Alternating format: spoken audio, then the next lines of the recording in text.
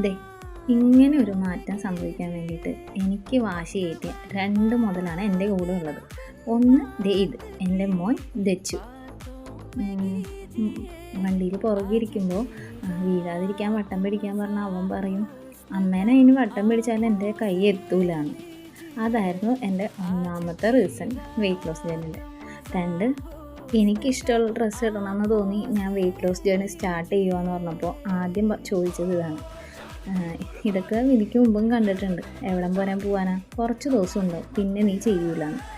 അങ്ങനെ വാശി പിടിപ്പിച്ച് ഞാൻ ഇപ്പോൾ ഇവിടെ വരെ എത്തി. ഇപ്പോൾ എല്ലാ കാര്യത്തിനും സപ്പോർട്ടായിട്ട് എൻ്റെ ഹസ്ബൻഡ് സുമരാജും ഇപ്പോൾ എൻ്റെ കൂടെ കട്ട സപ്പോർട്ടായിട്ട് കൂടെയുണ്ട്. ആളൊരു വടംവലിക്കാരനും ഫുട്ബോൾ കളിയും അങ്ങനെയുള്ള സ്പോർട്സ് മേഖലയിലൊക്കെ നിൽക്കുന്ന ഒരാളായതുകൊണ്ട് തന്നെ കട്ട സപ്പോർട്ടായിട്ട് എൻ്റെ കൂടെ തന്നെ ഉണ്ട്.